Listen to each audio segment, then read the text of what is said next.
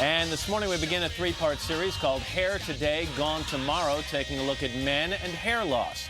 Male pattern baldness affects 40 million men in the United States, and a quarter of them start going bald by the age of 30. This morning we look at the causes of hair loss and try to answer the big question, why it matters. Sex, power, privilege, and youth. Images that go hand in hand with men and their hair. It's extremely important, you know, right up there with food, water, family. If I was ever going bald, I would take every preventative measure I could. Those hairstyles are an expression of the man underneath the locks. And if the hair goes, oftentimes confidence and self-esteem are quick to follow. I die. I'm serious. I mean, my hair is me. And what do the ladies say? For me, men with bald hair, it looks sexy. The hair is not important to me. It's what's inside that counts. But that's not stopping many men from working on the outside as well. Almost cut my hair. Not a chance. From hair transplants. I sold my Volvo and what's hair? And non-surgical techniques, the follicular fight rages on. Why does it happen? Androgenetic alopecia, otherwise known as male pattern baldness. It's caused by the presence of a male hormone known as DHT, a byproduct of testosterone, which strikes unsuspecting hair follicles.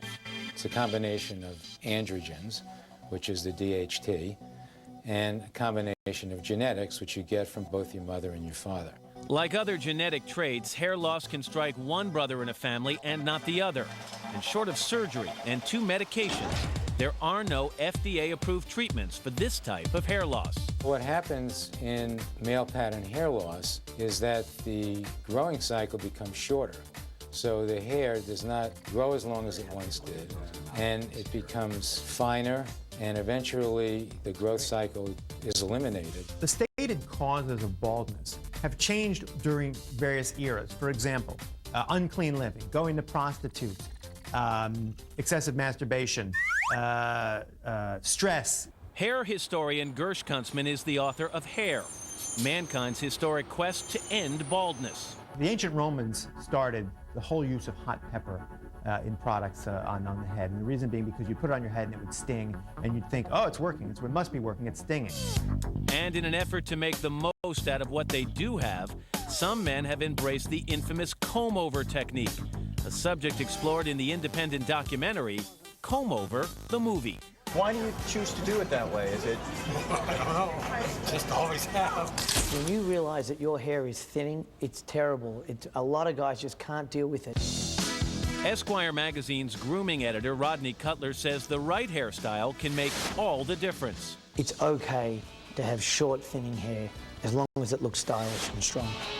And for those who want to embrace baldness, Kunstman says today's their day. Well, a lot of people like to credit Michael Jordan with being one of the greatest basketball players ever. And sure, you know, I'll give him that. But for bald men, this guy is the icon. This is the guy who started what I like to consider the golden age for bald men, which is right now.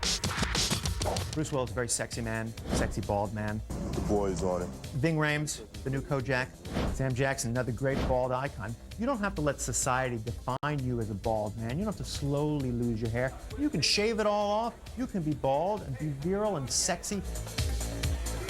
And tomorrow we will tell you everything you need to know about hair transplants. I remember when I dated Jay, I asked him, do you think you're going to be bald one day? And he said, I don't know. Do you think you're going to be fat and ugly? I was like, ooh, touchy. So it didn't hit a nerve with him at all, right? We're back after these messages with a tiger with a toothache after your local news.